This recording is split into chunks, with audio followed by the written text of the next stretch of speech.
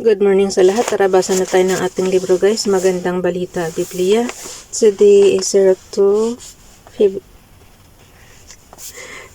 March 2024. Nandito tayo sa aklat ng Awit, chapter 69. Panalangin upang tulungan. Katha ni David upang awitin ng punong mga awit ayon sa tono ng liryo. Awit chapter 69 verse 1, basa na guys. Pakisabayan ako ng basa ng pare-pareho tayo dito matuto. Awit chapter 69 verse 1, O Diyos, iligtas mo, iahon sa tubig sa pagkalubog kong abot sa liig.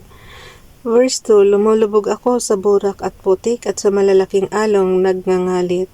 Verse 3, ako ay malat na sa aking pagtawag, ang lalamunan ko, damdam ko'y may sugat, pati ang mata ko'y di na maidilat, sa paghihintay ko sa iyong paglingap. Verse 4, silang napupuot ng walang dahilan, higit na marami sa buhok kong taglay.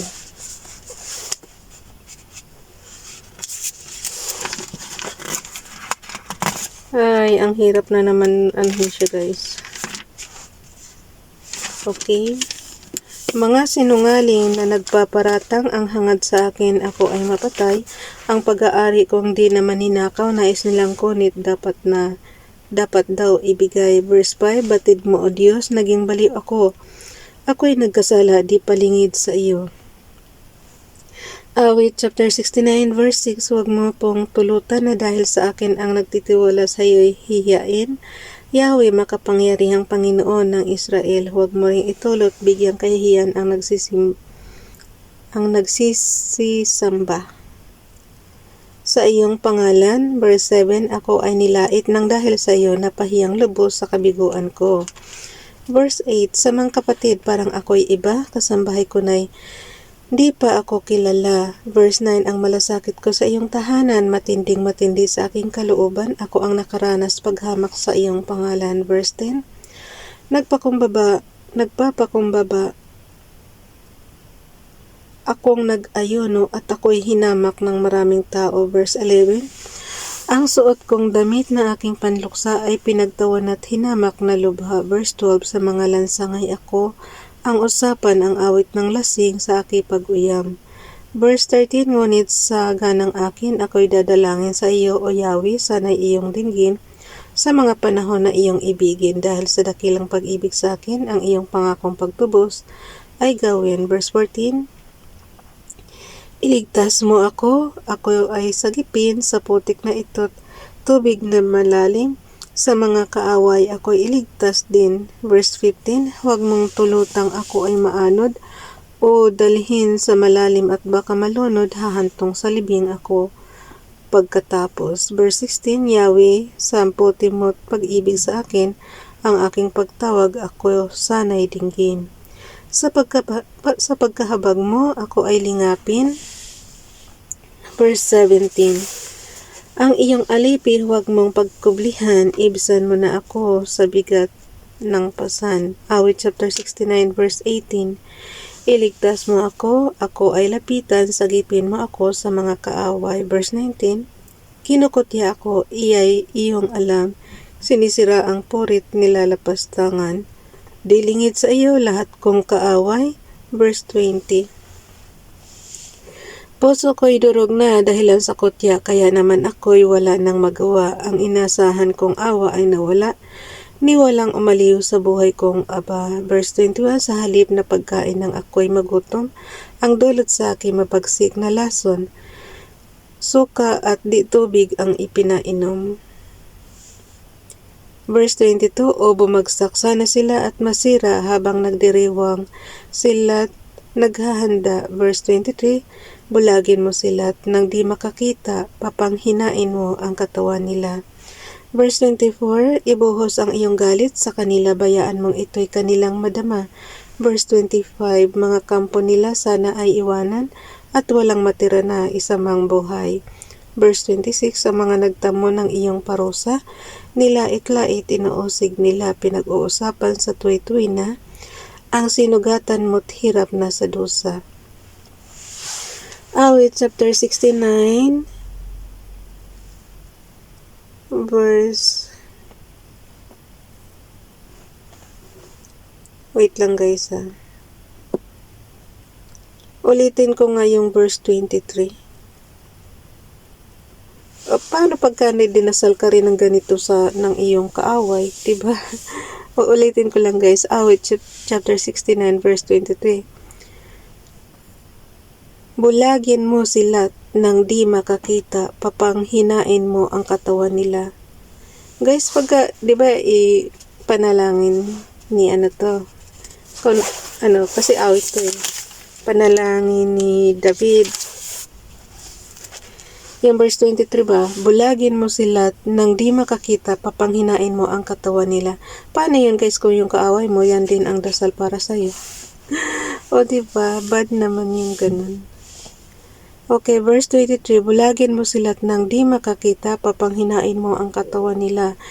Verse 24, ibuhos ang iyong galit sa kanila, bayaan mong ito'y kanilang madama. Verse 25, mga kampo nila sana ay iwanan at walang matira ni isa mang buhay. Verse 26, ang mga nagtamo ng iyong parusa nila itlait inuusig nila. Pinag-uusapan sa tuwi-tuwi na ang sinugatan mo't hirap na sa dosa. Verse 27, itala mong lahat ang kanilang sala sa mga liligtas, huwag silang isama. Verse 28, sa aklat ng buhay, burahin ang ngalan at huwag mong isama sa iyong talaan. Verse 29, naghihirap ako at mahapdi ang sugat, O Diyos, ingatan mo ako ay iligtas. Guys, pakisundan ako ng basa kasi minsan na nagtutuloy-tuloy ako. Yung sentence ba, katulad yan, O Diyos, ingatan mo. Tapos may kama yan, ako ay iligtas. So, yung mga hindi nagbabasa ng Bible, hindi makikita kung saan hihinto. O Diyos, ingatan mo, ako ay iligtas. Verse 30, pupurihin ang Diyos, aking aawitan, dadakilain ko't pasasalamatan. Verse 31, sa ganitong diwa, ikay nalulugod, higit pa sa haing turong ihahandog, higit pa sa bakang ipagkakaloob. Verse 32, kung makita ito nitong mga dukha, sila ay sasamba sa laki ng tuwa. Verse 33, dinirinig ng Diyos ang may kailangan, lingkod na bilanggoy, di nalilimutan. Verse 34, ang Diyos ay purihin ng langit at lupa, maging karagat at naroong nilikha. Verse 35, ang lungsod ng Zion, kanyang ililigtas, bayang nasa Judah, muling itatatag, doon mananahan ang mga hinirang, ang lupain dooy aariing tunay. Awit chapter 69 verse 36, magmamana nito, yaong lahi nila may pag-ibig sa Diyos, ang dooy titira. Paano naman kami, Father God? Wala kami sa Zion, wala kami sa Judah. It means hindi tayo kasali, guys.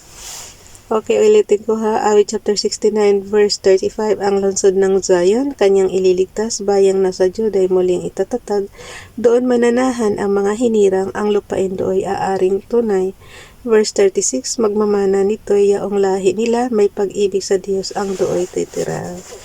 Sana all na lang talaga.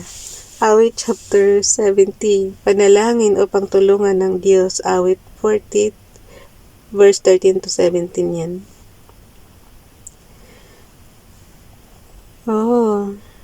Ibig sabihin mayroon din siya doon sa awit chapter 40. So ito na yan, katha ni David upang awitin ang punong mga awit, inaawit tuwing mag-aalay ng handog pang alaala. So ito yung inano ng kinakanta pang handog, guys. Pag di ba naghahandog tayo tuwing mass? Yan. Chapter 70, awit chapter 70 verse 1. Iligtas mo ako ngayon, Yahweh, ako ay iligtas, tulungan mo ako, O Diyos, nang di mapahamak. Verse 2, mga taong nagtatangkang kumitil sa aking buhay, bayaan mo mga litot, mag-ani ng kabiguan, iyon namang natutuwa sa taglay kong kahirapan, bayaan mo mapahiya at magapi ng kalaban. Awit chapter 70 verse 3, sila namang ang layunin ay magtawa at mangutya, sa kanilang pagkatalo bayaan ding mapahiya. Verse 4, ang lahat ng lumalapit sa iyo ay magkatuwa, gayon din ang nagmamahal sa pagtubos mong ginawa, at sabihing lagi nila, O Diyos, ikaw ay dakila. Awit chapter 70 verse 5, Ito na yung last verse guys. Napaka-excite pala ng chapter 70. Awit chapter 70 verse 5, lubos ako naghihirap, tunay na nanghihina, lumapit ka sana agad, O Diyos. Sana'y lumapit ka, O aking tagapagligtas, katulong ko sa tuwina. Huwag mo akong paghintayin, Yahweh, sana'y mahabag ka. So ito na yun. Yung chapter 71 guys is mahaba ulit, kaya bukas na naman to. Pati chapter 72. Nako po. Mahaba-haba itong babasahin natin bukas. Bye everyone. God bless.